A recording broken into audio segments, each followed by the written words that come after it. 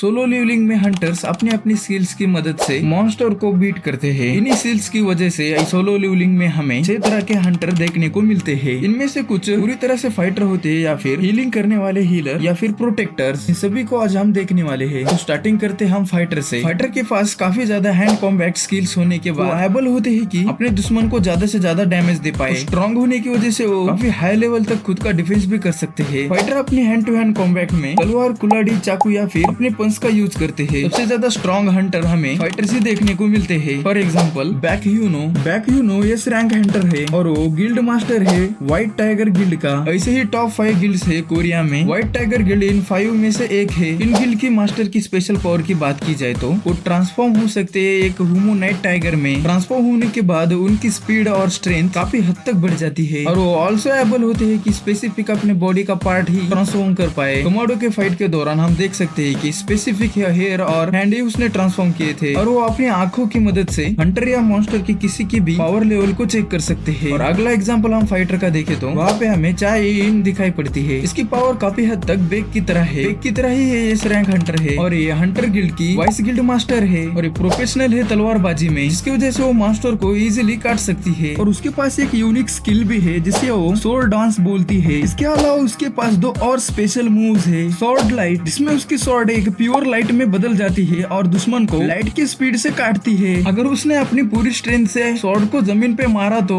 वो small earthquake भी ला सकती है। और सेकंड टाइप के हंटर्स है। इन सभी इंसिडेंट्स और पावर्स को देखकर अंदाजा लग गया होगा कि इस टाइप के हंटर कितने पावरफुल होते हैं। सोलो लेवलिंग के सेकंड टाइप के हंटर्स मैजिक यूजर होते हैं, यानी कि मेजेस। ज्यादातर मेजेस बैटल में एलिमेंट्स का यूज करते हैं जैसे कि आइस, वाटर और फायर। ऐसे ही मेजेस और कई एलिमेंट का इस्तेमाल कर सकते हैं जैसे कि लाइटनिंग। मेजेस के और एक स्पेशल एबिलिटी की बात की जाए तो उसमें हमें कर्स मैजिक देखने को मिलता है, जिससे हम अपने ओपोनेंट को कर्स देकर उसे वीक बनाकर बहरीमी से मार सकते हैं या फिर उसे गुलाम बनाकर समन भी कर सकते हैं। मेजेस अपना बचाव करने के लिए और दूसरों को कैद करने के लिए बैरियर मैजिक का यूज करते हैं, जो कि काफी ज्यादा पावरफुल मैजिक होता है। मेजेस मैजिक और स्पेल का यूज करते हैं, जिसकी वजह से ज्यादातर फाइट वो लॉन्ग डिस्टेंस से ही करते हैं। यहीं पर यहाँ पे मेजेस का एक डिसएडवांटेजेस भी है, जो कि उन्हें हैंड टू हैंड कॉम्बैट में वीक बनाता है। मेज हंटर का परफेक्ट एग्जांपल हमें चॉय जन में देखने को मिलता है, जो कि एक स्ट्रॉन्गेस्ट फायर मैजिक यूजर है कोरिया में और वो एस रैंक हंटर होने के साथ हंटर गिल्ड का गिल्ड मास्टर है, जो कि 5 बड़ी गिल्ड में से एक है। उसकी पावर्स की रूमर्स भी है कि वो अपनी फायर मैजिक की मदद से पूरी की पूरी बिल्डिंग भी जला सकता है और उसने सिर्फ अपने एक स्पेल से जायंट एंट के ग्रुप के साथ कई मॉन्स्टरों को धूल चटाई है। सोलो लेवलिंग में सेकंड एग्जांपल मेज हंटर का हम काय को देख सकते हैं, जो कि एक जापानीज एस रैंक हंटर है। इसकी स्पेशल पावर है आइस। वो पूरी तरह से आइस को मैनिपुलेट और अपने अटैक में यूज कर सकता है। आइस से वो बड़ी से बड़ी वॉल्स बनाता है, जो कि उसे प्रोटेक्ट करती है और उसकी स्पीड का तो कोई मुकाबला ही नहीं है। और इसकी सूंघने की ताकत तांजीरो से भी कई ज्यादा है। इसकी वजह से इसे अपने मुंह के ऊपर एक मास्क पहनना पड़ता है, ताकि हंटर्स और मॉन्स्टर की स्मेल उसे कम से कम आए। और सोलो लेवलिंग में थर्ड टाइप के हंटर फ्लैश की बिरादरी से आते हैं, जिनकी स्पीड इनक्रेडिबल होती है और उन्हें असासिन बोला जाता है। और उनकी यूनिक एबिलिटी होती है स्टेल, यानी कि एक ऐसी एबिलिटी जो कि बैटलफील्ड में उन्हें इनविजिबल बनाती है और इनविजिबल होने के बाद उन्हें कोई ट्रेस भी नहीं कर सकता।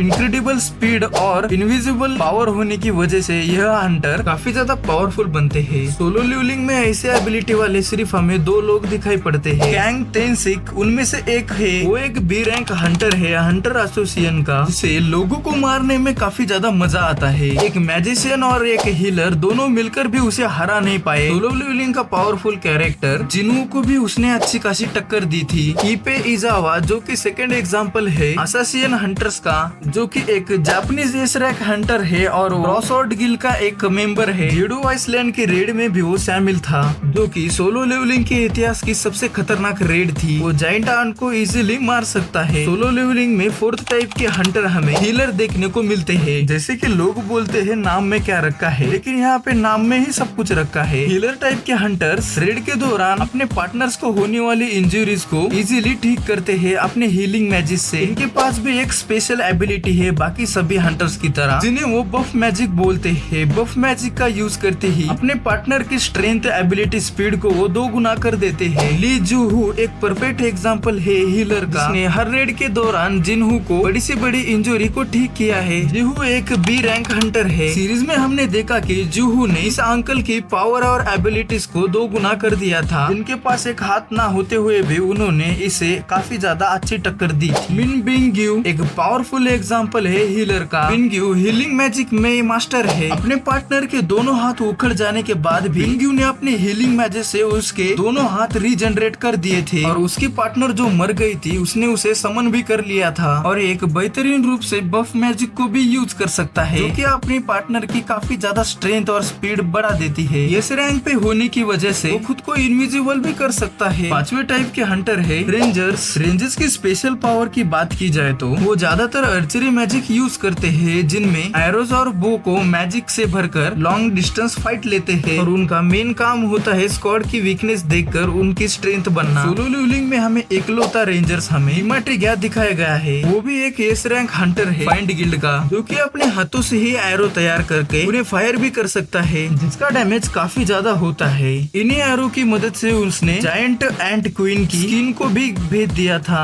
सोलो लेवलिंग के लास्ट टाइप के हंटर हमें टैंकर्स देखने को मिलते हैं। यहाँ पर मैं पानी वाले टैंकर की बात बिल्कुल नहीं कर रहा। सोलो लेवलिंग के टैंकर्स डिफेंस में काफी ज्यादा कारगर होते हैं। डिफेंस के लिए ज्यादातर टैंकर्स कैप्टन अमेरिका की तरह शील्ड का यूज करते हैं। सोलो लेवलिंग में सबसे ज्यादा ड्यूरेबल हंटर टैंकर ही होते हैं, जो कि ज्यादा से ज्यादा डैमेज देते हैं और साथ में ही प्रोटेक्शन भी करते हैं। टैंकर्स में भी एक यूनिक एबिलिटी होती है, जिसकी मदद से वो सारे एनिमीज का ध्यान अपनी तरफ करते हैं। यह एबिलिटी सिर्फ उनके एनिमीज पर ही काम करती है। यूजन हो एक अच्छा एग्जांपल है टैंकर्स का। वो एक डी रैंक हंटर है द वॉइस गिल्ड मास्टर का। जिनहू एक वीक हंटर है, लेकिन उसकी सहन शक्ति काफी ज्यादा है। जिनहू सैंग जिनहू के साथ रेड करता है, लेकिन रेड की सारी लीड सैंग ही करता है, जिसकी वजह से जिनहू अपने एबिलिटीज को बढ़ा नहीं पा रहा है। टैंकर्स का भी एक पावरफुल एग्जांपल है जिसका नाम मादानूक है, जो कि एक एस रैंक हंटर होते हुए भी फेम गिल्ड का गिल्ड मास्टर भी है। उसने अकेले ही क्वीन को ब्लॉक कर दिया था। उसके पास एक्सट्रीमली ड्यूरेबिलिटी है, क्योंकि जब क्वीन ने उसके दोनों हाथ उखाड़ दिए थे फिर भी वो लड़ रहा था। इसके पास भी एक स्पेशल एबिलिटी है जिसे वो जायंटिफिकेशन कहता है। इस एबिलिटी की मदद से वो अपना साइज 2 गुना कर लेता है। यह एबिलिटी पाने के लिए वीडियो को लाइक करें, इससे आपका दिल तो बड़ा हो ही जाएगा। यह थे हमारे सोलो लेवलिंग के 6 तरह के हंटर्स। अगर आपका सवाल है कि सैंग जिनहू को हमने किसी भी हंटर क्लास में क्यों नहीं डाला, क्योंकि सैंग जिनहू किसी भी एक हंटर क्लास को फॉलो नहीं करता, इसके बारे में हम अगले वीडियो में देखने वाले हैं। तो उस वीडियो को देखने के लिए तुम्हें चैनल को सब्सक्राइब करना पड़ेगा कि वो वीडियो तुमसे मिस ना हो जाए। तो मिलते हैं अगली वीडियो में।